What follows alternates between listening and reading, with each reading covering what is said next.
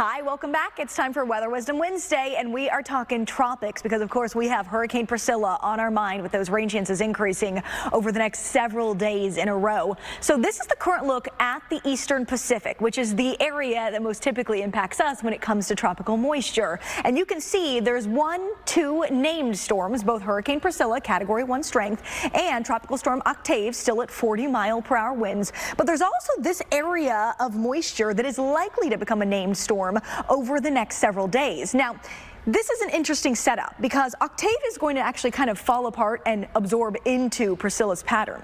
At the same time, this system, not yet named, is likely to become a named storm and potentially also run up Priscilla's pattern that she decides. So the three of these together are really impactful to our forecast over the next few days. Now, these are the cones of concern, the tracks expected. Like I said, Octave is really on the way out, and then that moisture will pull up into this pattern that is projected to go our direction. So the question is, okay, we've got two named storms, one potentially named storm here. Is this normal this time of year? And the short answer is technically, yeah, it is pretty normal for that part of the Pacific to see storms right on through October. The season starts in the eastern Pacific on May 15th, but it lasts all the way through November 30th. So we're kind of still right dead set in the middle of the season with still more than a month and a half left. It isn't surprising to have several named storms.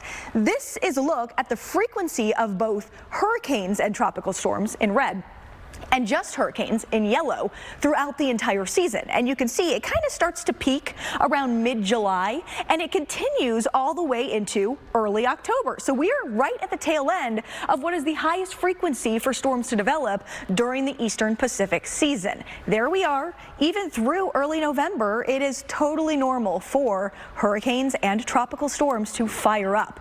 Now, what's not necessarily normal is for three to be firing up in the same area and for the perfect setup of high pressure off to our southeast and low pressure to our northwest to funnel all three our direction. That does not happen too terribly often, and that's what's going to be most interesting about our forecast. This is a look for October 1st through the 10th provided by the National Oceanic and Atmospheric Administration for tropical and subtropical storms where they develop. Now, I know this map looks like a mess, but what you need to look at is this area I've highlighted. This is where all three of those storms have developed, and you can see there are lines all over the place. The first week of October, it's very normal for those storms to develop, but it's not as normal for them to actually make their way into Arizona. These are historical tracks of the four storms that have made their way into Arizona, and I checked the data. Joanne, which is very similar to the current track of Priscilla, produced between 1 and about 3-4 inches of rain over parts of Arizona. Raymond, back in 1989,